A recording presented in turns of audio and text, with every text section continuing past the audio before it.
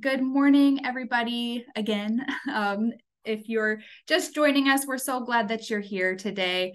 My name is Paige Price. I'm the program manager here at the Waterloo Community Foundation. So I get to host our monthly presentations here, and it is such an honor to do so. I feel like I learn so much from our presenters each month. Even sometimes when I think I know about something, I always kind of walk away with something new. So we're excited that you're here, and today we are so fortunate to have Will and Caitlin from Friends of the Family joining us to share more about the work that they are doing in our community to serve individuals who are facing homelessness. So we are so excited to learn more from their work and about what they're seeing in the community. We do hope to have time at the end of our presentation today to do some question and answer. So if you have questions along the way, feel free to put those into the chat box, or we'll have some, you can submit them at the end as well. So with that, I will turn things over to Will and Caitlin. Thank you so much for joining us today. Thanks for having us. All right, see if we can get our screen shared. Okay, so if I can get this thing out. All right, going the wrong direction. Okay, so my name is Will. I'm the director of operations with Friends of the Family, and with me today is Caitlin Atkins. She is our housing projects manager. So a little bit of background about me. I started with Friends of the Family fresh out of college in 2018. I started as a housing support specialist with the agency, so we'll touch on a little bit of what that means. But for now, I was essentially working with individuals experiencing homelessness directly. I kind of started my time off with Friends of the Family in the Waverly office, serving 9 Northeast Iowa counties, kind of from the Waverly area, and then as far northeast as kind of like Decorah, that space. So coming out of college, I really didn't know anything about homelessness. I grew up in north central Iowa in the Mason City area, a little town called Manly, which would make sense. I'm very manly, as you can all see.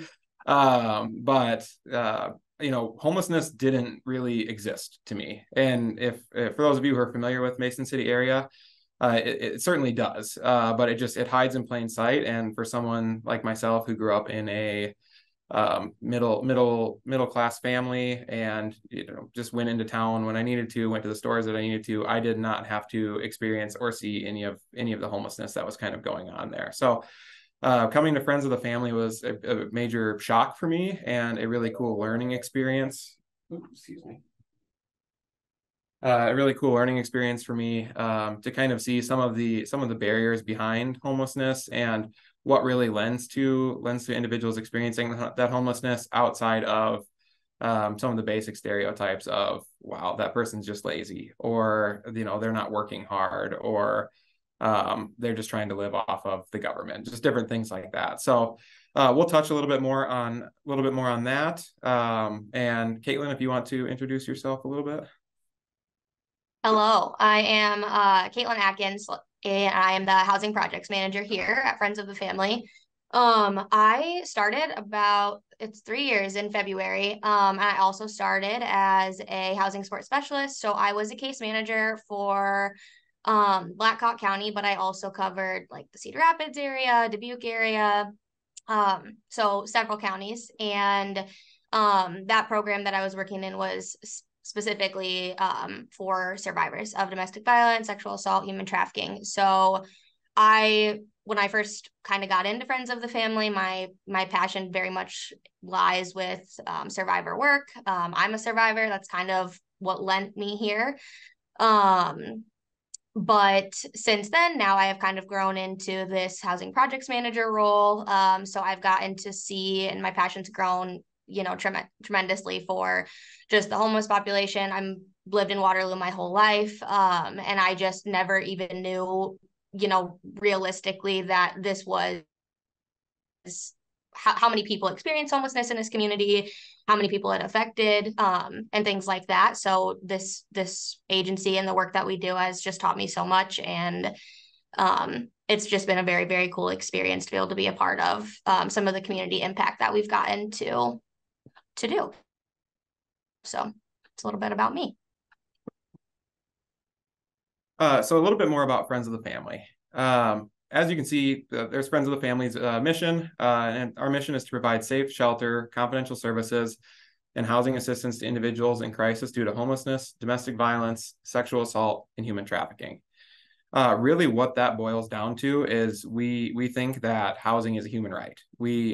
Us as Friends of the Family, we believe that everybody should have a home, regardless of who you are, what you've done, what you've been through. We feel that you should have a home and you should be able to feel safe in that home. So Friends of the Family started in, I believe, 1999, before, technology existed or anything like that. And we started as a small little crisis hotline for individuals who were dealing with domestic violence, sexual assault, those kind of things. And over the years, we kind of grew and were able to expand our services, starting to get housing projects through a funding stream called the Continuum of Care, which is kind of doled out by HUD. And up until now, we've kind of continued to expand, and now Friends of the Family sits with right around a $4 to $4.5 million annual budget. So we've been able to grow throughout the years and really kind of try to leverage that support that we offer in our communities to kind of expand that on that level of support and make sure that we're doing as good of a job meeting the needs of our community as possible. So Friends of the Family currently covers 25 counties in Iowa, kind of creeping as far north as the Minnesota border. The Mason City area would be kind of the major landmark city there. We work our way as far east as the Dubuque area, as far south as Cedar Rapids, and then your Waterloo, Waverly, and towns like that, and then a whole bunch of space in between. So we do some work in some of Iowa's more populated cities, and then we also do a bunch of work in those more rural communities, trying to connect people with housing resources and housing solutions there. Our two major streams of programming are our shelter. We have a 21-bed crime victim shelter that's located in Waverly, and that is helping individuals who are fleeing domestic violence, sexual assault, human trafficking. So that shelter operates as never full. And so if there's not space in the shelter, if individuals are, there are a number of different screenings that we do. If that individual is screening lethal, then we look at trying to make sure that they're still able to access that service, whether it be in shelter as our first priority or our first option, and then through some potential hoteling or some other partnerships to try and make sure that if someone is experiencing domestic violence, sexual assault, human trafficking, they are able to get out of that situation as if they're in grave danger and find somewhere safe. And then our other point of emphasis, which is what we'll spend most of our time talking about today, is going to be our housing services.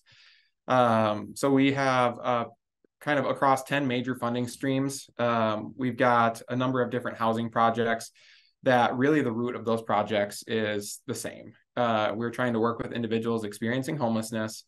We are trying to help them find housing, and then we are trying to help them work through that housing insecurity and kind of what led to that housing insecurity in the first place while they're in a unit, and then trying to help them essentially get to a point where they no longer need Friends of the Family services and kind of have that long-term stable housing solution is kind of our end game or our end goal there.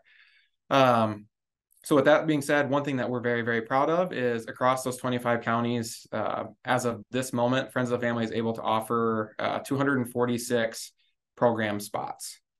So a program spot is just really anything that someone who is in a program working with a housing support specialist or a case manager, receiving rental assistance and kind of trying to work through that program. So, oftentimes that is a very jarring number that in largely small town Iowa, there could even be 246 different households experiencing homelessness. But as we talk and learn more today, we'll realize that, unfortunately, that's not even scratching the surface in many of the counties that we serve. But that is a very brief overview of Friends of the Family services. And now diving into Blackhawk County a little bit more. So what does homelessness look like locally? So Friends of the, in across Iowa, there is something called a coordinated entry list, and we'll touch a little bit more on that. But essentially what that is a list of the number of individuals or households that are trying to access services. So individuals who are in shelters, on the street, in their car, places not meant for habitation.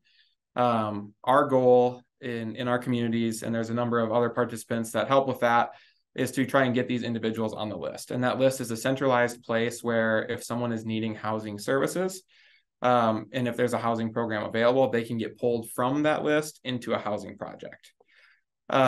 So currently in Blackhawk County, as of last week, when we last looked through these numbers, unfortunately, there's 167 households on that list. So kind of the breakdown of that, there's 131 single individuals who are on that list, and then 36 families. Some more information on kind of the breakdown of that. 46% of those households are considered to be chronically homeless. So what that means by HUD's definitions is, in order for someone to be chronically homeless, over the course of the past 3 years, they need to have been homeless for over 12 months or on 4 separate occasions. So really that chronically homeless definition is centered around individuals who have been homeless for a long time or continue to kind of repeat that homelessness cycle. So in Blackhawk County specifically, it is definitely something that we're seeing a very prominent number of people who have fallen into that repeat homelessness. And then another thing that is of note is roughly 48% of the individuals on that list or households on that list are a minority. So what we're defining that is just as a race or ethnicity other than white, which is kind of the primary here in Blackhawk County.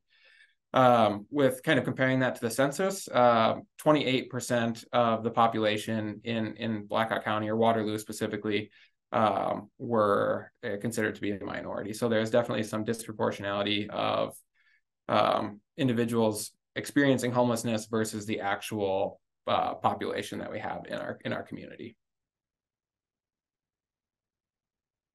So how do people become homeless? There is a number of things. One thing that we want to focus a ton on is trying to break down that stereotype that I had touched on earlier. The idea that people don't work, or they don't want to, or they're lazy. Yes, there's always going to be exceptions to every rule. But with that being said, we have came across so many people who work so hard just to survive while they're experiencing homelessness. I will tell you, they put more work in one day than I will put in a week. Not knowing where you're going to stay at night or where you're going to sleep at night or how you're going to get your next meal, or how you're going to be safe is exhausting. That is a ton of work, and I can't fathom putting in that much work. So really just trying to help as a community shift our mindset from they're lazy to understanding what lended to that homelessness in the first place. So across from the Friends of the Family services in Blackhawk County, these are kind of some of the breakdowns of some of the different barriers that individuals are experiencing. So 47% of the people that we serve have some sort of mental health diagnosis or mental health challenge, whether that be depression, anxiety, schizophrenia, anything along those lines. 4% struggle with alcohol abuse, 9% struggle with drug abuse, 3% have kind of some of that co-occurring alcohol and drug abuse. 26% of them have a chronic health condition, 22% a developmental disability, and 20% a physical disability. So as you can see, I cheated my way through high school math, but if you add all of those up, I'm pretty sure that is over 100%, which means that there is a lot of co-occurring challenges that the individuals experiencing homelessness in our community are facing. And this is just the tip of the iceberg, right? There is, one of the most common reasons for homelessness outside of, these various different conditions or these various different challenges is just a lack of support system. Many of us live life thinking that it can't happen to us or we're never going to experience that homelessness. And maybe that's true, but it's really, really important to think of how close we really could be. One water heater going out for someone who's living paycheck to paycheck, and then you're stuck in a position trying to determine you got to pay for that, but then do you pay for rent or do you pay for your kiddos' food? Do you pay for that, or do you pay your car insurance? Well, now you don't pay your car insurance and you get pulled over for something and now your license is barred, or it really compounds. And it's really important for us to be able to see kind of firsthand how that can happen to even normal people. I'll dive into my life experience a little bit. My mother passed away when I was a junior in high school. And from there, my home situation got a little bit challenging. It wasn't always the safest place to be. And to the point where when I turned 18, I had to make a decision to kind of stay in an unsafe situation or to kind of figure it out. I was steps away from homelessness and not everybody has family that they can go stay with. Not everybody has, or that is convenient for them, right? If you have a household, or maybe your grandma would let you stay with her, but she's on Section 8 and her lease states that she can't have other people living with her. So maybe that's not an option. Some people don't have that family system available to them. I was very, very fortunate where I had a girlfriend at the time whose grandparents actually took me in. So I never got to that point where I experienced homelessness. But, now what I would like to, most people I would say would consider me a very functional part of society. Like I've got a job, I've got a mortgage, like I pay my bills, generally a normal person. I'm sure Caitlin would disagree, but I at a time in my life, I was very close to experiencing that homelessness myself. And thankfully I had that support system to get me through when so many of the individuals that we serve as a community maybe just don't have that available to them. So a long list of reasons why people can become homeless and a long list of reasons why people stay homeless. But I think it's very, very important as a community that we shift our focus away from the stereotype of, they don't want to work or they're lazy, living for free off the government, when really there is just a lot of very underlying issues that maybe we are fortunate enough that we don't understand, but can really help if we try and empathize with those individuals to explain how they're in that situation and a better way for us to help them get through it. So I touched on that prioritization list or coordinated entry a little bit. I will try and make some sense of it. Maybe I will, maybe it won't. It can be a little bit confusing. So what is coordinated entry? Coordinated entry is a process used to assess and assist in meeting the housing needs of people at risk of homelessness and people experiencing homelessness. So looking at the prioritization list in Blackhawk County specifically, really what that is, we try and create as many access points for individuals to be able to try and meet those housing needs as we possibly can. So whether that be friends of the family, whether that be CHI, the Salvation Army Shelter, all of those are different access points. And that way, if someone presents themselves to friends of the family and say they're experiencing homelessness and they're trying to get some help, they don't have to go to every single agency across the city to try and have to tell their story over and over again, re-traumatize themselves. I get tired of listening to myself talk. I'm certainly not wanting to talk about, the worst times in my life over and over and over again. So we try and create that centralized access point for individuals where if they connect with friends of the family, if they end up in the Salvation Army Shelter, they come across Mary Lee at CHI, whomever it might be, they can get put on that list. And then if there is a housing project available to them, and that housing project is operating through coordinated entry or that prioritization list, they're then eligible to get pulled into those services if those services are available to them. How are we prioritized? Why do we call it a prioritization list? So kind of what is identified as best practice across the state and across the nation really is trying to serve the most vulnerable population first. So as someone goes through and does that assessment and gets put on that prioritization list, everybody is going to get a quote unquote score. And the higher the score, generally, the more vulnerable that individual situation is. And then from there, as a community, we will try and serve the higher scores first. And the reason for that is, as much as that's not always fair, and it really stinks if someone is kind of scoring lower. The reason for that is the higher the score, the more likely someone is having to have something catastrophic happen to them while they're sleeping on the street, right? If someone has suffered from domestic violence and they're living in town and they're trying to stay away from their abuser, or if someone has a significant health condition and maybe they are diabetic and they require insulin to survive. if I'm staying in a park in the middle of August in Waterloo, Iowa, it could be pretty hard for me to be able to keep my insulin either with me or cool or whatever that might be. So generally, the higher the score, the more likely that individual or that household is to have something catastrophic happen to them, like dying, ending up in a hospital, ending up in jail or prison, so on and so forth. And so we are always going to try and work our way from the top of that list down. In a perfect world, we're going to get to something called functional zero. And that means that there's not a waiting list to access housing services. And if we ever get to that point, then it really isn't going to matter what you score. If you're scoring a 1, we can help you. If you're scoring a 13, we should be able to help you, so on and so forth. But in the meantime, we are going to try and serve that more vulnerable population first. And also understanding that people who maybe just have less barriers are more likely to be able to self-resolve on their own.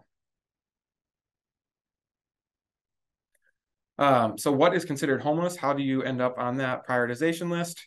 The two major categories of homelessness that we serve in the community, or that our funders designate should be prioritized or served first, is going to be category 1. And this is all defined through HUD, very exciting stuff. Category 1 is an individual or family who lacks fixed or regular nighttime residence or staying in a place that is not meant for human habitation. And this is always going to be defined through the previous night of that individual's experience of homelessness. So that could be in a shelter. It could be staying at the Salvation Army shelter. They could be sleeping on a park bench. They could be sleeping in their car, a trailer, or a RV that doesn't have access to electricity or water. It could be an abandoned building or apartment complex that they have kind of snuck their way into and are squatting just so they had a roof over their head. All of those things would be considered to be literally homeless. One thing that is not category 1, which would actually be considered category 2, which is a little bit harder to get funding for as a community, would be kind of one of the other very common forms of people experiencing homelessness, or what they would identify, and that's like couch surfing, staying with friends, bouncing around, different couches or different things like that. The reason that is not prioritized in the same way as category 1 is because for that night, or for those small periods of time, that individual has a roof over their head. They've got access to water, heat, air conditioning. We know Iowa's summers are very hard. Iowa's winters are very hard. There's just a little bit less of an urgency from a safety standpoint on that end. And then the other form of homelessness that we see very frequently is category 4, which would be fleeing or attempting to flee domestic violence. And that is really self-explanatory as far as what it is. Most of this goes back to safety. And if you are in an unsafe situation living with an abuser, obviously that is not safe and stable housing, which is why many of our funding streams are able to allow us to kind of lump that in with category 1 and be able to serve that population. How do we access services? So again, we talked about kind of the coordinated entry list, how to get into a project that way. Friends of the Family also has a housing hotline. There's the number there if you're looking to call it. And then we have positions that kind of operate and navigate through that housing hotline, try and connect with individuals who are experiencing literal homeless, as far as the outreach and diversion specialist. And Caitlin Atkins will talk a little bit more about both of those positions specifically. But the first step to accessing services, whether it be Friends of the Family services or any other of the services in the community from housing providers, is to just call somebody, right? We try and work as closely as we can with the other providers in the community. And if you call the housing hotline and Friends of the Family gets back in touch with you and you have a need that maybe we can't meet, we are going to try and refer you out into the community and get you connected with that as well. Just like many of the other fantastic housing providers or homeless service providers in our community would do. With that being said, I will kick it over to you, Caitlin. Perfect. So like Will said, there is a couple of ways that for Friends of the Family specifically, how the people in our community who are experiencing homelessness can access that coordinated entry prioritization list. So the first one, and our a big one is the diversion and assessment specialist. So those are the girls that are on the phone. So that's their whole position, 8 hours a day. They're answering the hotline. They're providing diversion, and then they are completing housing assessments or request for one-time assistance. So if you don't know what diversion is, that is when it's our first step when we're coming in contact with someone, whether that's on the street, if someone walks in here, or when the girls are answering the phones or we're doing those callbacks. And what its purpose is to try to divert whoever is calling in from the homelessness system. So if they're calling in and maybe they have a 3-day notice, or they've been sleeping on the street or in their vehicle and they're going to go to shelter, we're trying to figure out other ways that they do not have to end up in that situation. Sometimes we can do that through maybe someone that calls in has a family member that lives in another state, but they don't have the means to get to that state. They could stay there. They could stay there for an unknown amount of time, as long as they need to, whatever the case may be. They just don't have the means. So sometimes other community resources can help with something like that, and they just didn't know that. Sometimes friends of the family can help with that. There's also, and I'll talk about it a little bit here in the next few slides, but some of our one-time assistance, where we can just pay for a bus ticket, or we can pay for a deposit, or things like that. And if the diversion doesn't work, because it does not work every time, we can complete that housing assessment with them and get them placed on the list. So that's the first way.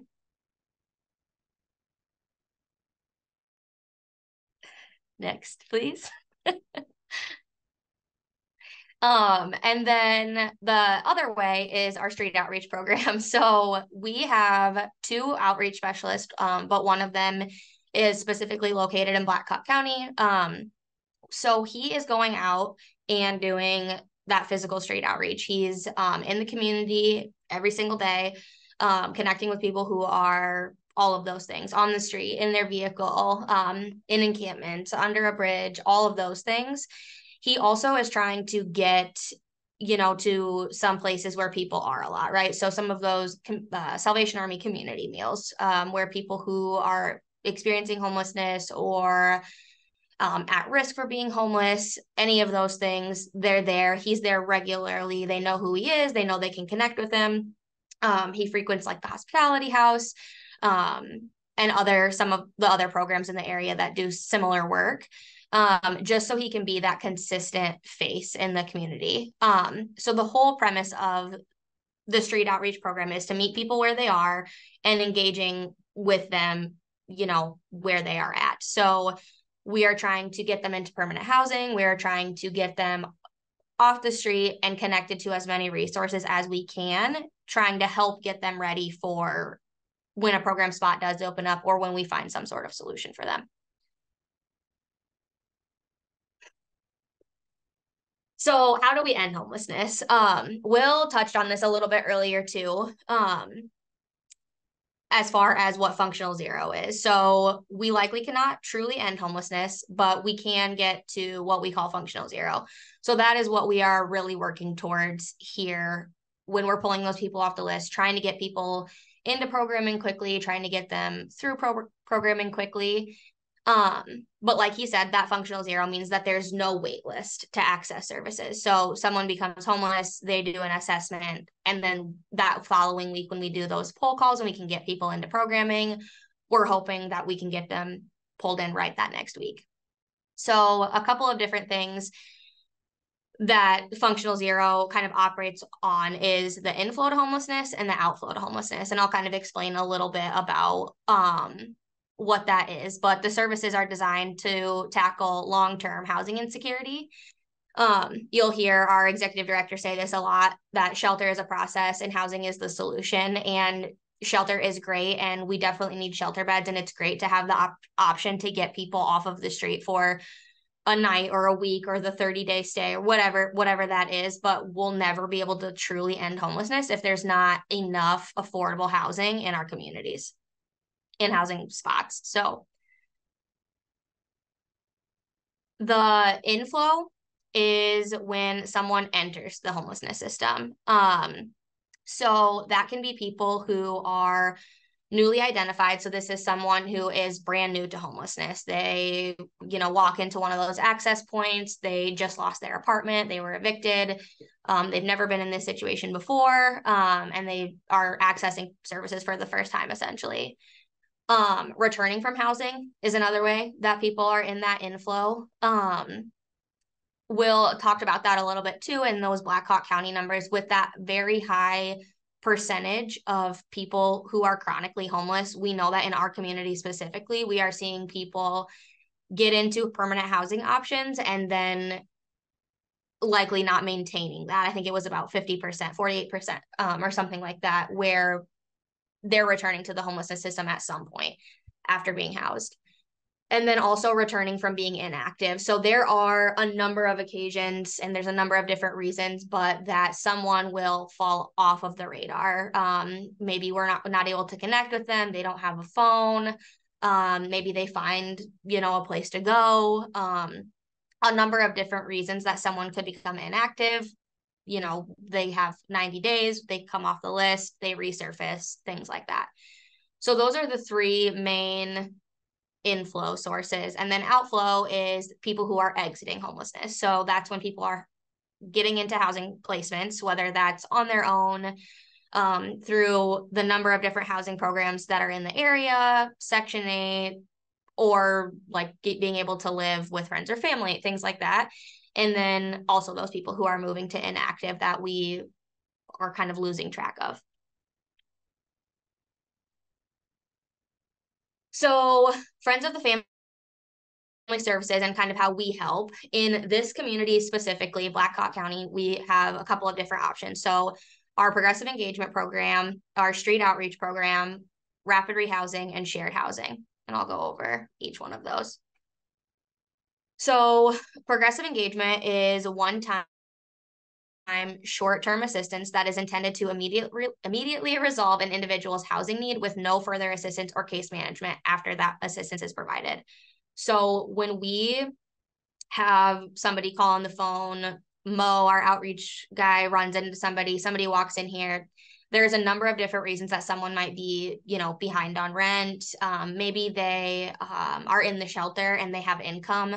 They're just going to struggle to pay for first month's rent and deposit. That's a lot of money, up front. Several different things that we can do, but that would be an idea of a one-time short-term assistance that we could provide. So maybe someone is in the shelter, like I said, they can pay for first month's rent, they just can't pay for a deposit. We have a whole process that we go through.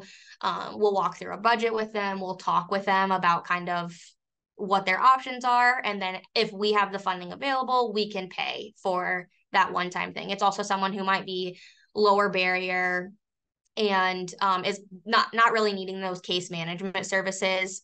They don't really need the help getting connected to other things. They really just need that one-time deposit of money. The next one, and this is our biggest one, is our rapid rehousing. So rapid rehousing is a short-term intervention that helps people who are homeless to quickly find and move into permanent housing. So short-term for us means our rapid rehousing programs range anywhere from 3 to 6 months all the way up to 24 months. Our programs specifically are a month-to-month basis. So every month we're reevaluating kind of where a client is at, and whether or not, they're going to be able to self-sustain depending on that. So some people use the full amount of time of our programs and some people use half the time. We are providing rental assistance and services to help those individuals or families increase their self-sufficiency. So if someone comes into one of our programs and they have no income, we are paying that full amount of rent. If someone comes into our program and has a job or has SSDI, whatever that looks like for them, they will pay 30%, which is similar to Section 8 or HUD. And then we are trying to get them connected to as many resources as possible that are identified by the client to help them get to self-sufficiency and whatever that looks like for them. Our case management and all of our housing services here at Friends of the Family, we all use the same approach, which is the housing first approach. And that requires no conditions to be met before someone is getting housed. And then our in-home case management is kind of how we go through those programs. It's how we are assisting the clients that are in all of our programs. And we use something called critical time intervention case management. So this is an approach to case management where everything is in phases. So if someone is pulled into a 12-month program, those first 4 months are the most critical. We get them into housing first and foremost, and then we are trying to meet with them as much as possible, once a week, twice a month, whatever that looks like, however much that we can get in front of the client to try to get them connected to as many things as we possibly can. Moving on to that second phase. So now we're in that 4th to 8th month, and we're kind of backing off a little bit, trying to, hopefully at that point they're connected to some other resources. They have, other workers and other agencies, things like that. And then by that third phase, we're hoping that they're, basically on their own at that point. We're touching base. We're still coming into the home. We're still doing our regular visits. It's just not as much because they've kind of reached that point of being able to kind of do some of those things and navigate some of those other systems on their own. Shared housing is another program that we have that's specific to Blackhawk County. So that is designed to match individuals together to A, provide social supports, and B, to help them with that financial burden of rent.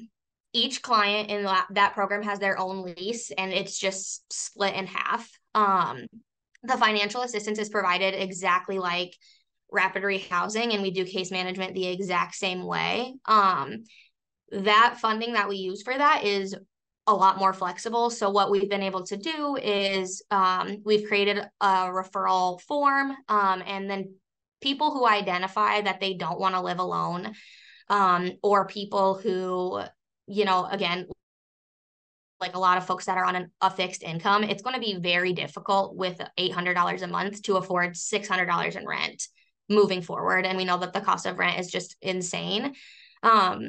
So once we can get, 2 people matched together who we hope will get along and it will all go smoothly, and we can get rent cut in half for someone, that like opens up a world of difference for people who are not going to be able to afford that long term. So that's another thing in the community that we're able to do that's been pretty successful so far. And I kind of talked about the housing first model with our case management approach. So with that, we put a huge emphasis on client choice, and the housing first model talks all about that. I could talk about housing first for 20 minutes, so I'll try to just condense it down. But the whole premise of it is to prioritize safe and stable housing as an approach to ending homelessness. So moving people quickly into housing and then providing those additional supports. So earlier I had said there's no housing condition. So we don't place any sort of rules or more barriers in the way of someone getting housed.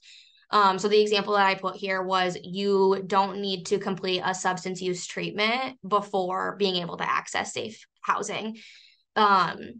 The whole idea of it is that, you cannot get mental health help. It's going to be very difficult to get a job if you don't have a bed to sleep in, you don't have somewhere to shower. It's going to be hard to get any sort of substance use treatment if you don't have a safe place to go.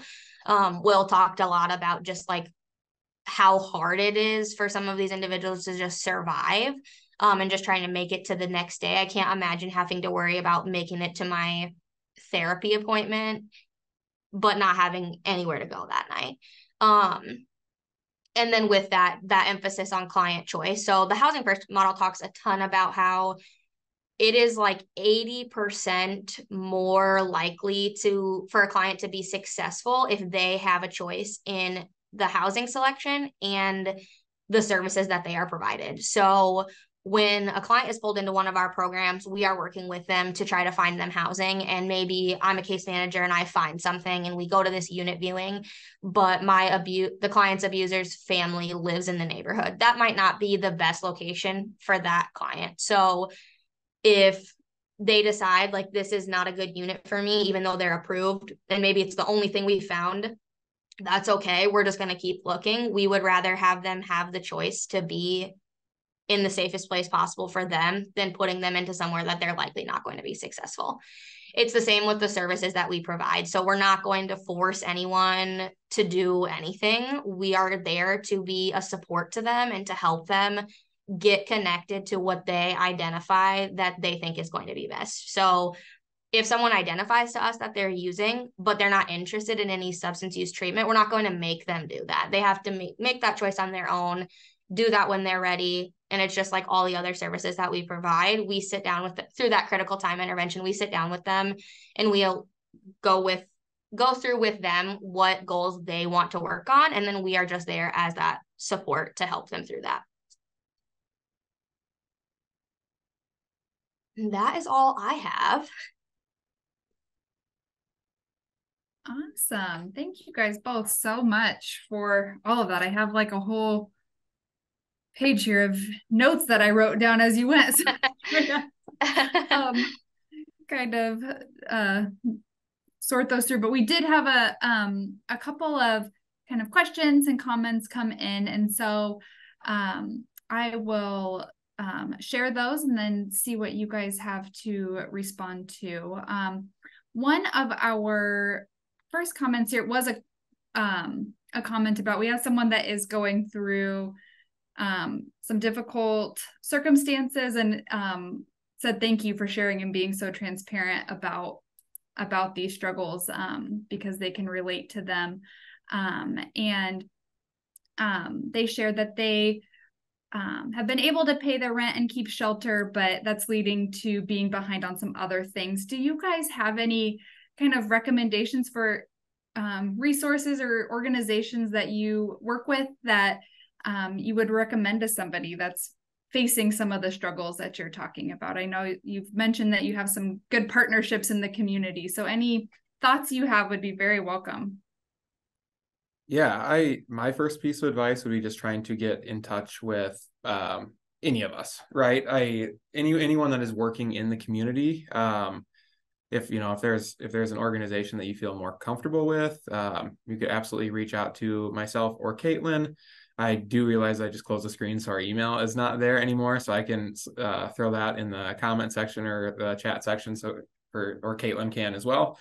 The more that if you feel comfortable sharing, I know sharing your experience and kind of what you're going through is can be a very challenging thing, a very traumatizing thing. But if you do feel comfortable with that, just letting someone know or letting one of us know, and then from there we can kind of try and put our heads together and figure out what those needs are specifically. And we can never promise help or a solution, but I know everyone at our agency and everyone in the community that does like work will try and run through a wall to try and connect you with whatever it is that you might be needing. So that would be the first step, would be just trying to connect with somebody. And if you feel comfortable with kind of sharing what's going on, we can try and help point you in the right direction if it's not us.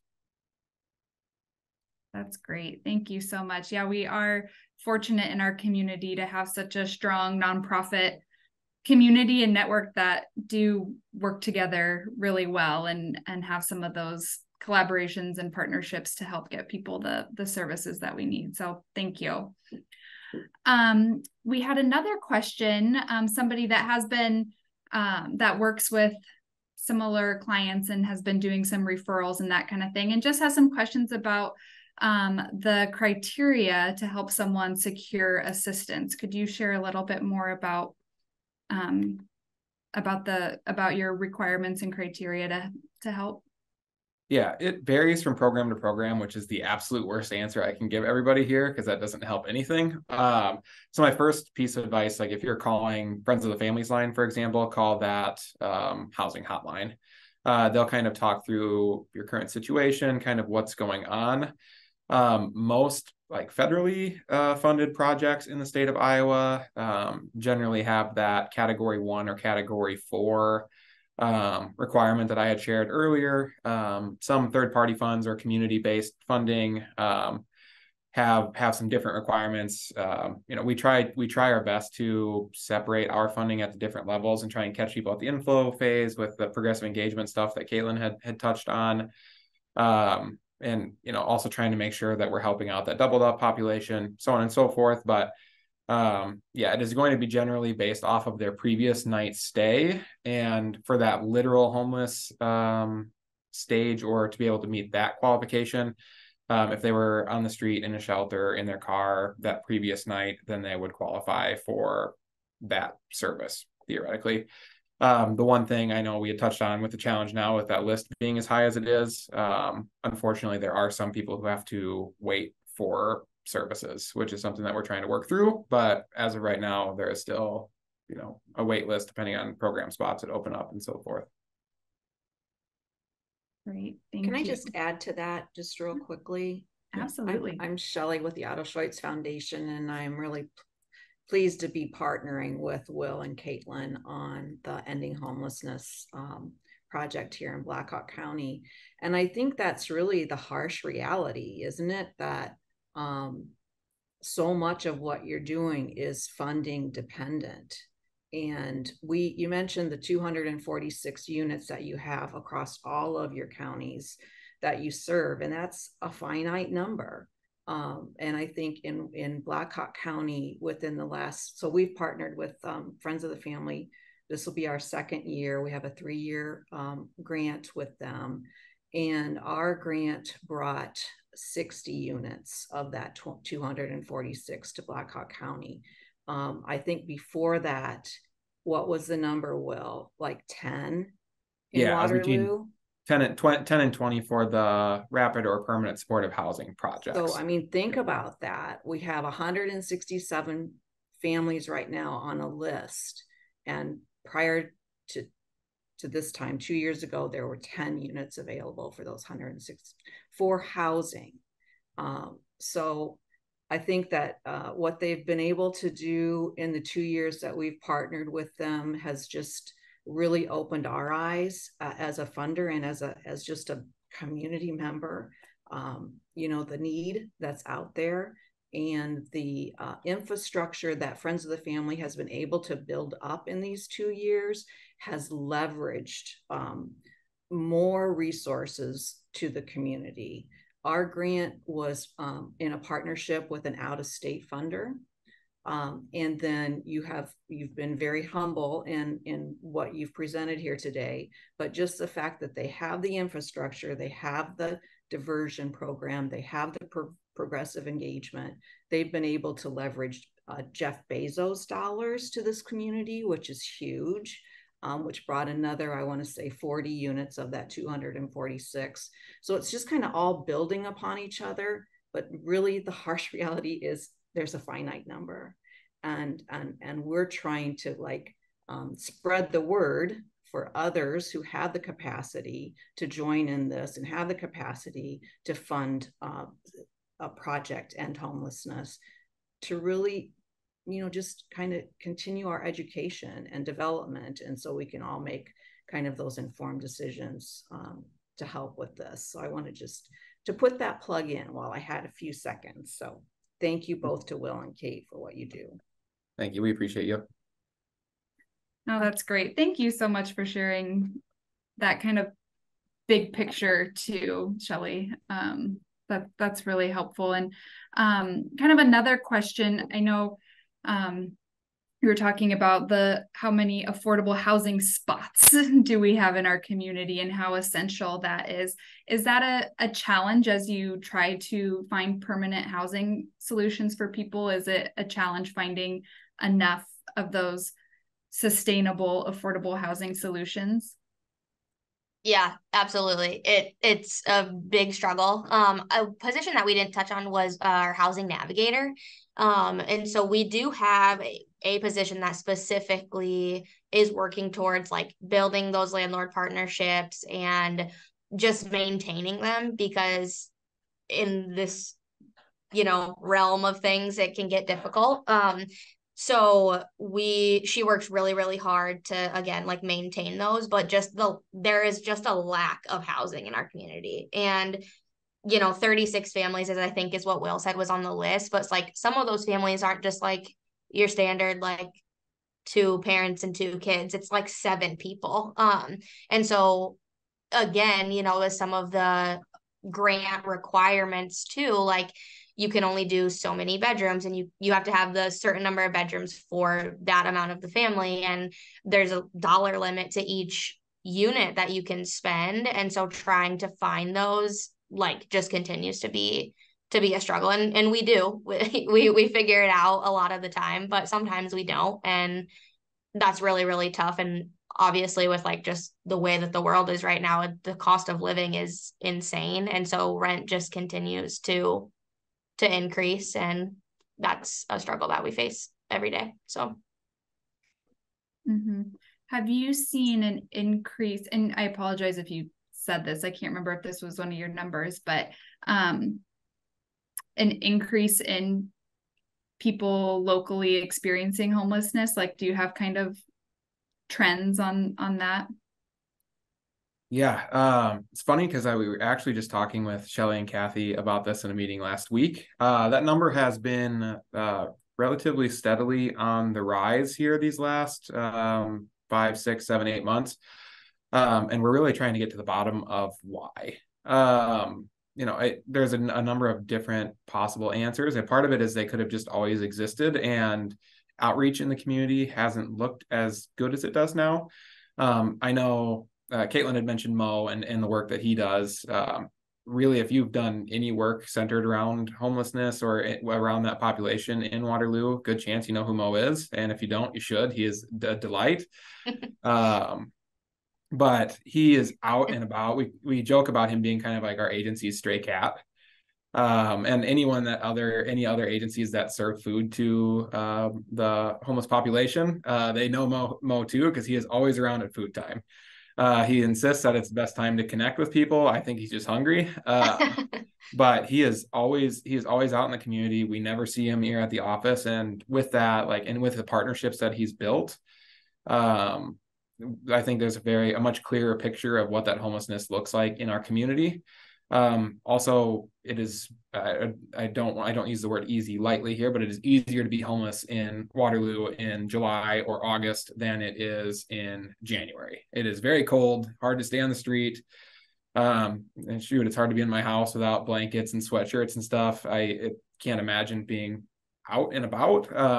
So we do tend to see the numbers dip a little bit at that time frame, just because people have to figure it out, for lack of better words, just because you can't survive like that elsewhere. But we are starting to see a little bit of an uptick in the community, and those are some possible reasons why, but also trying to get a better or clearer picture of exactly what's happening here.